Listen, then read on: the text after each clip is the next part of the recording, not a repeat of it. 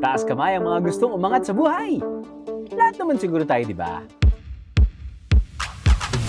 Pwes, sagot ko na kayo, biyeros. Dahil ang biyahe natin ngayon, over sa taas. Literal. Akyat tayo sa Abra. Kung saan OA sa taas ang emosyong mararamdaman.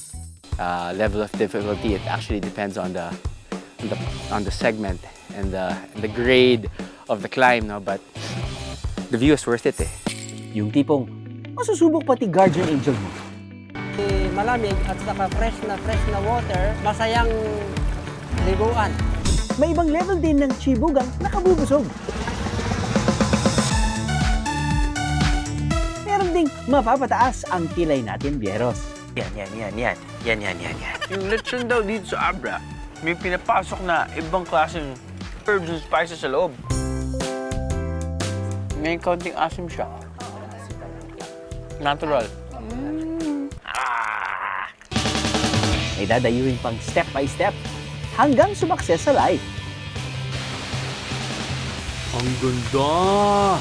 Tama nga yung sinabi nila, parang rice terraces pero waterfall.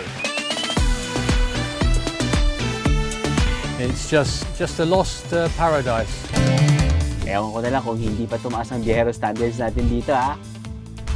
Tara na, abutin natin ang tuktok ng ligaya dito sa Abra.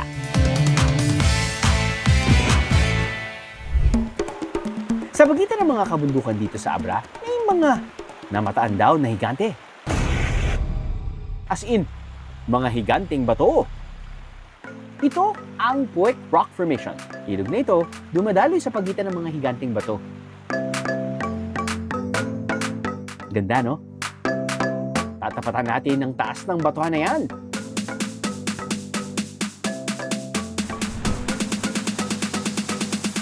Let's go cliff diving, biyeros!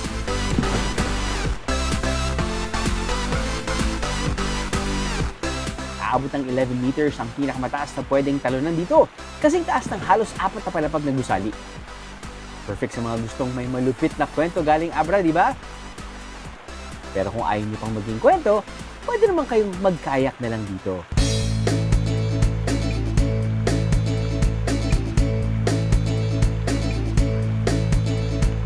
Pero ingat pa rin, ha. Iwas-iwas din sa mga higanting bato sa paligid. Adventure na rin mismo ang pagpunta sa Puwek Rock Formation. Tatawid muna tayo sa ilog, sakay ng balsa na kasya ang 3 tao.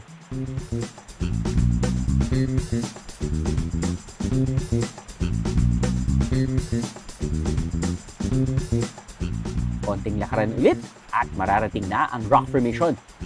So kaya para sa mga biyahero na mahilig sa nature trip.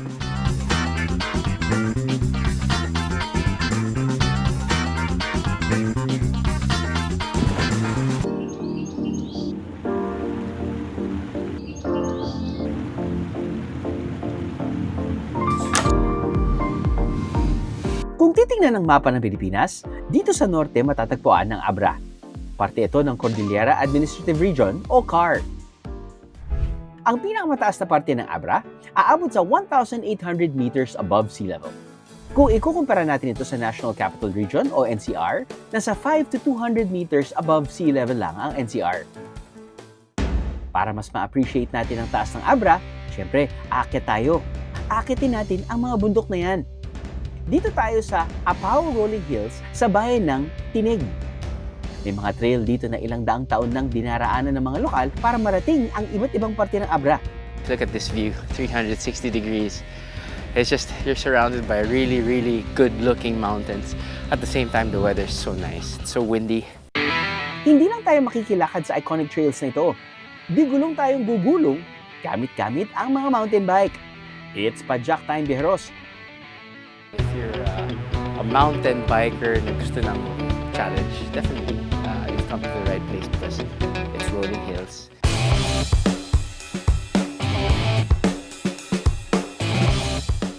Level of difficulty, it actually depends on the segment and the grade of the climb, no? But the view is worth it, eh.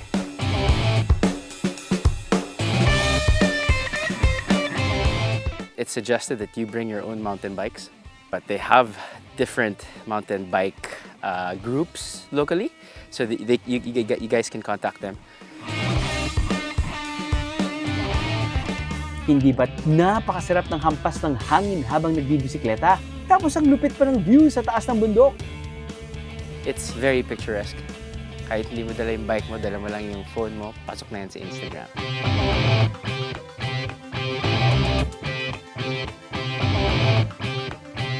Ang munting probinsya ng Abra, landlocked, o para bang nakatagong paraiso sa gitna ng mga kabundukan. Dati itong parte ng Ilocos bago naging sariling probinsya noong 1863. May 27 municipalities ang Abra. Pero ngayon, let's zoom in! Dito tayo sa bayan ng Tubo. Oh, zoom in pa! Dito sa barangay Kili. Didiskubrihin natin kung ano ba ang Kili Power. Ang munting barangay na ito, parang nakatagong paraiso.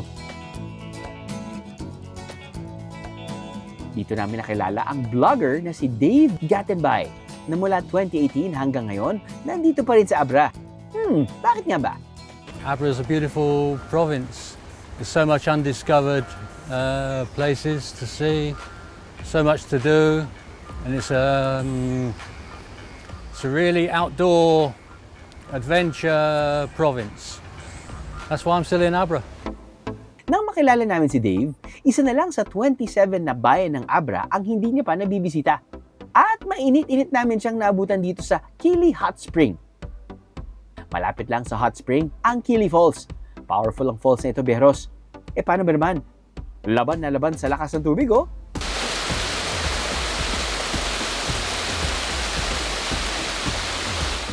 Dito yan iipon sa natural pool na pwedeng liguan ng mga bihero. There's still so much to see and do in Abra. I just love it here. Yeah, and it's safe. May mababaw at malalim na parte ang ilog, kaya pwedeng-pwede sa mga gusto mag-swimming o magtampisaw lang. Kung nasaan ang Kili Hot Spring at Kili Falls, hindi maikli ang biyahe. 2 oras ang layo nito mula sa town proper ng Abra. Kailangan itawid sa ilog ang sasakyan. Maglakad. Sumakay sa balsa.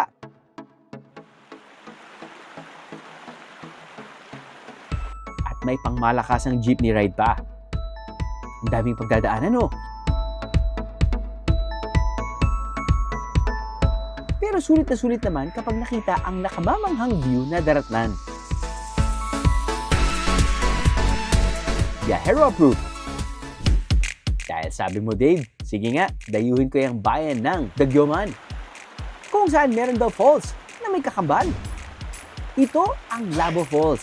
O hindi naman malabo na mukhang nagka-copy-paste ang talon na ito, no? Ang 2-tier falls na ito, madaraanan papunta sa isa pang falls. Kung susundan ang agos ng tubig na nakikita, mararating na ang Pasakal Falls. Kahit pa sa sobrang lakas ng agos ng tubig dito, pwedeng-pwede maligo rito, Beros.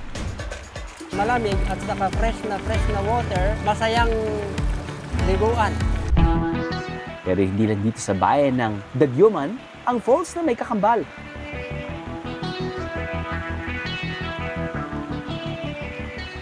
Just your ordinary day dito sa Sapilang Twin Falls. Kaya tinawag na Twin Falls dahil may dalawang source ng falls.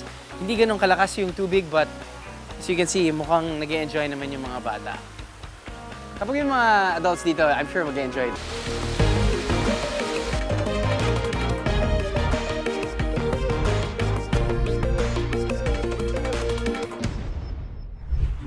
Nandito tayo sa bayan ng Bangid. Aabot ng 1 oras ang trek bago marating ang Sapilang Twin Falls. Bukod sa lakaran, may mga batis din na madaraanan. If you think about it, parang we've gone to different waterfalls na bare, and some were bare before, pero dahil nga ginawa nilang tourist attraction, yung local government usually ginagawa nila, they pave the roads, but at the same time parang wala na masyadong, I guess, excitement or rawness, you know, that feel na mahihirapan ka pa and everything, you know, yung talahib and dirt and everything. But here, locally, I think that's one of their conscious efforts na just to maintain and just to preserve the natural environment.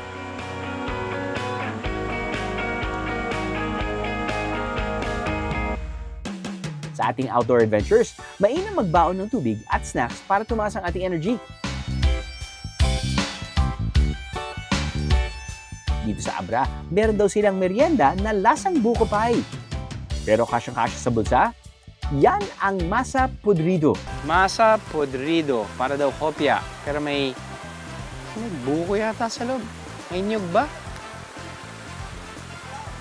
Hindi siya parang kopya.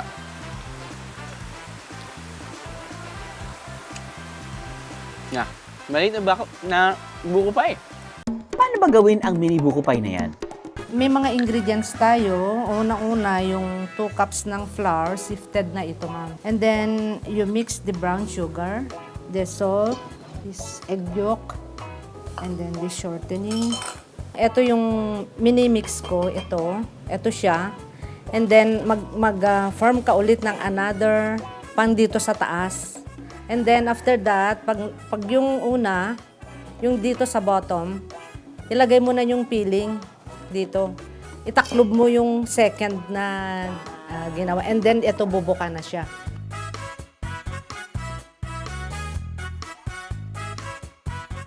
Matapos ang ilang minuto, handa na ang mainit-init pang masa podrido. Kung bitin kayo sa merienda, itodo na natin, biyeros. Ilabas ang lechon na may special ingredient lang naman na baka magpataas ng kilay nyo. Ang kanilang pampalasa, cactus, ay sus! Ito ang karimbuaya. Ginagamit ito bilang pampalasa katulad ng tanglad. Bakit cactus ang nilagay niyo sa loob? Ano yung nilalaman ng cactus? Malamang meron siyang bibigay, meron siyang aroma. Doon rin sa loob, malamang, no?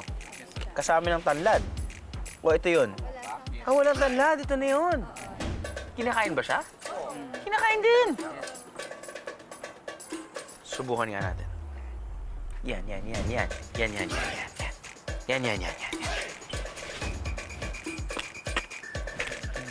no? Yan. Yun, no?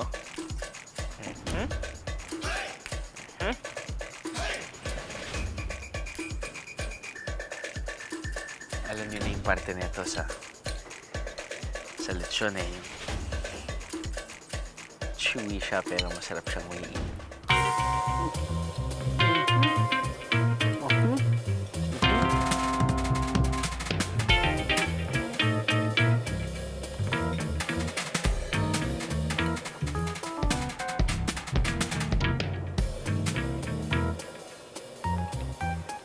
May konting asim siya. Natural. Dito sa norte, talamak ang karimbuaya na isa sa paborito nilang pampalasa. So yung cactus na nilalagay nila sa loob, may natural asim or sour. Kala mo may suka. Which actually okay din dahil kuminsan ginagawa nila. They eat lechon with suka. Diba? Hindi lechon sauce. Pwede din. Kakaiba.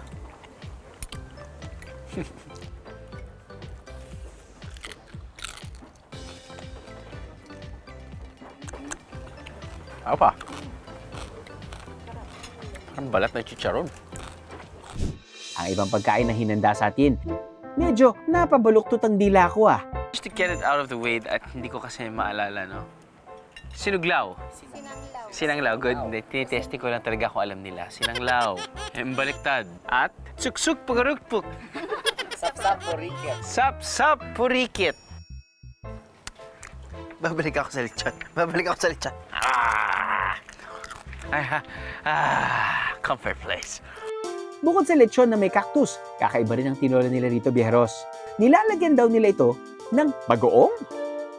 So, ganun po yung pagluluto ng tinola dito na hinahaluan ng bagoong. Oo, ginigisa mo na sa bagoong. Sinusutay sa bagoong yung yung chicken. Yung manok. Yes. Native chicken din. Native chicken. Okay. Lanta ka na yan, biyeros! Kasi kambing is very healthy kasi Dahil dating parte ng Ilocos ang Abra, kapansin-pansin ang malaking impluensya nito sa lugar hanggang ngayon, mula sa pagkain hanggang sa pagsasalita ng Ilocano. Good morning! Naimbag nga bigat mo. Salamat! Agyaman na. Masarap! Naimas. Kumain ka na? Nangankan. Manganen, biyaheros! Lantakan na itong bagnet. Perfect gawing ulam o di naman kaya'y pulutan. Narito rin ang mga exotic food ng mga insekto, palaka at bayawak. Lasang manok naman to. Parang chicken adobo. Parang adobong minatamis. Kamay. Lasang manok na may kakaibang sauce lang. Pero yung itsura niya parang hindi manok. Kitang-kita siya, palaka.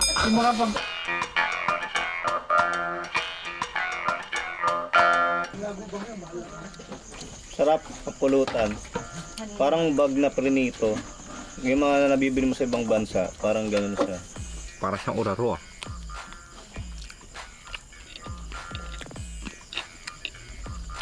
Pinatutong. O pinalutong.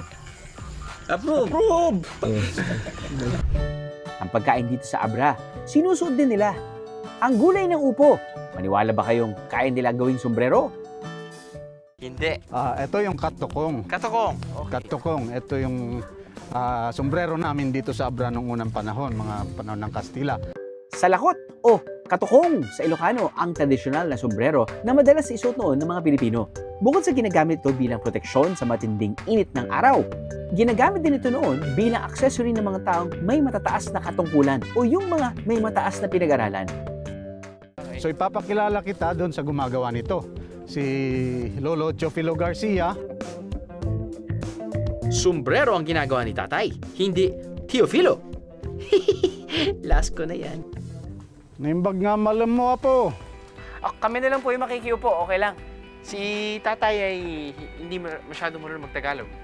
Hindi, kasi nasanay siya sa bukid lang, Oo. So, yung lengguaheng alam ni Tatay Chufino ay Ilocano. Ilocano. Alam mo, yung mother side ko, ay, mga Ilocano din yan. Pati alam ko lang, Manong, Won. Kaya huwag na ako mag-Ilocano. Magtatagalog na lang ako. So, tay, kailan ho kayo nagsimulang gumawa nito? Mga ganitong klaseng sombrero? Itagdaman sir, siya lang taga-aram to abra.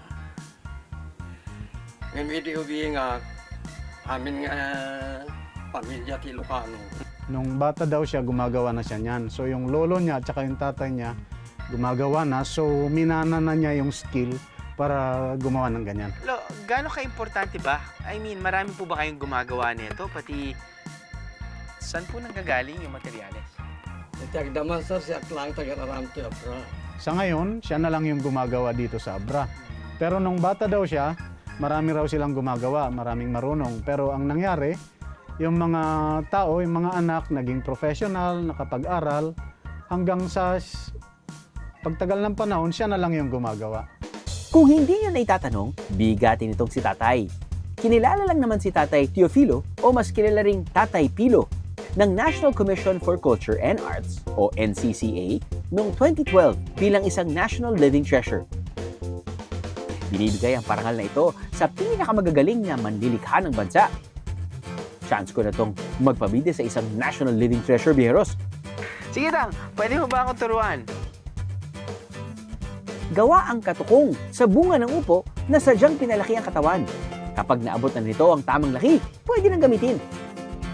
Hinahati at nililinis ang upo.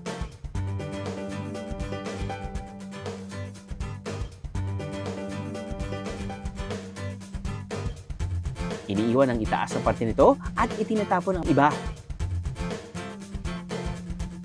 Saka ito lalagyan ng disenyo.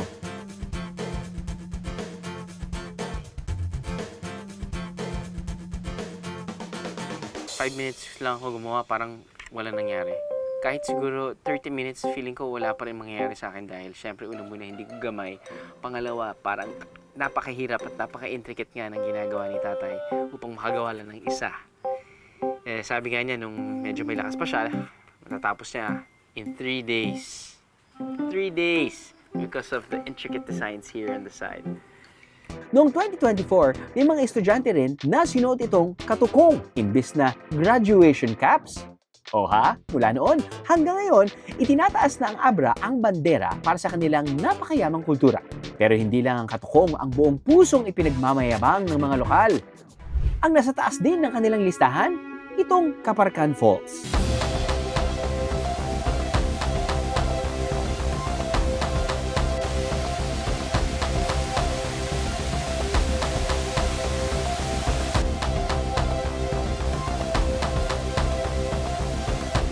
Kung titingnan ng talon na ito, parang collab sa Rice Terraces, no? At pag nakita mo ito sa personal, feel mo na lang talaga na step by step kang sumakses sa life. Ang ganda! Tama nga yung sinabi nila, parang rice terraces pero waterfall. Na okay, ang kinaganda nito pala, kahit na umulan, kahit masama yung panahon, hindi nagiging dark yung tubig dahil hindi dumadaan sa lupa. Parang I think nanggagaling yung tubig mismo sa bato. Kaya kahit na nagkakaroon ng bagyo, walang humahalong lupa. So all year round, quality of water is still pretty clear. The best magpunta rito tuwing tag-ulan.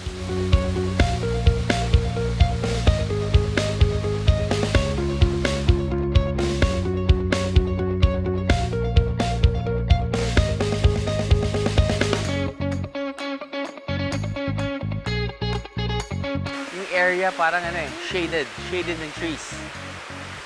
Well, considering it's only 6 o'clock in the morning, so talagang hindi pa naman talaga tirik yung araw, no? But from the looks of it, ang ganda rin siguro kapag kahit na 12 noon, tirik na tirik yung araw, pero nagpi-pierce through lang yung sun sa mga dahon, sa puno. Sure, maganda tong kunan ng picture.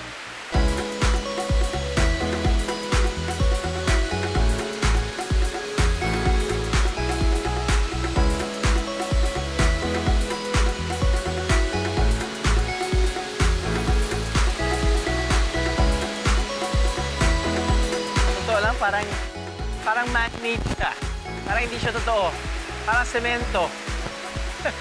Galing. Tamang pili lang ng tatalunan na butas, biheros.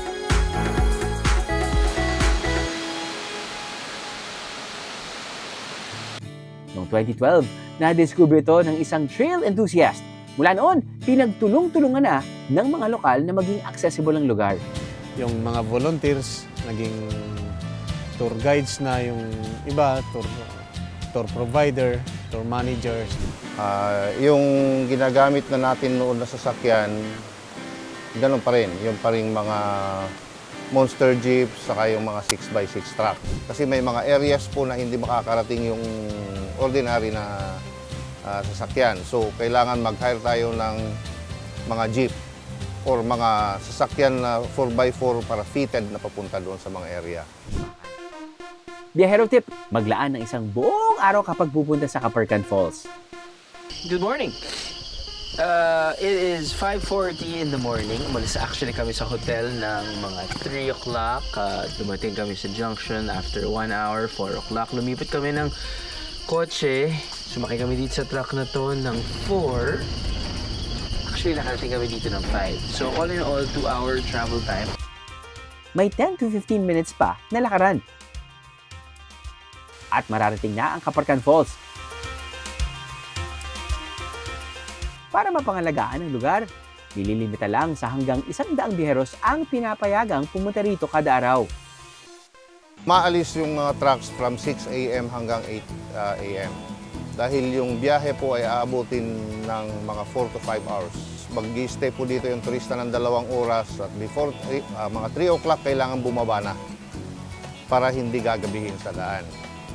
Kasi pag ginabi sa daan, lalo na pag umuulan, maya't maya ay may nagbe-breakdown sa ating mga sasakyan at ang hirap po i-rescue dahil nakita nyo naman yung remoteness ng area. As much as possible, kinokontrol natin yung volume ng tourists na papasok. Mula nang bumisita tayo rito noong 2016, may maayos ng facilities dito sa Kaparkan Falls. lumakas yung dating ng mga turista. Ang dami na naming queries, ang dami na naming bookings. Naisipan namin na iayos yung facilities sa falls. So meron na pong tayong CR, 2 CR yun. Kung maraming bihero ang namangha at napasaya ng Kaparkan Falls, ang mas higit na nagpapasalamat ang mga lokal. Taus-puso namin nagpapasalamat sa mga turista na pumupunta rito ay nabigyan lunas ang kahirapan namin, yung kabuhayan namin dito, ma'am.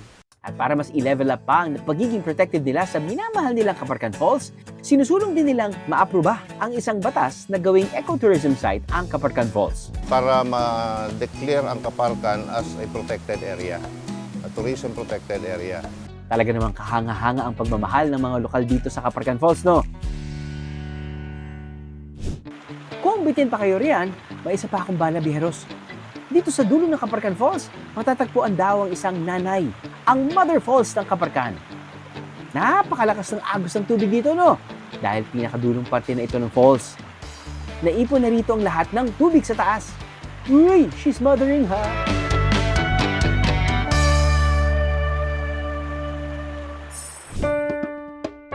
Ang pag-angat sa buhay, maraming pagsubok ang kasabay. Ganyan talaga, parang pagdayo lang natin sa Abra. Mahaba man ang biyahe, puno man ng mahirap na parte. Sa pagpupursige at tulong ng marami, mararating din natin ang tuktok at magiging masaya. Katulad ng pinaramdam sa atin ng Abra.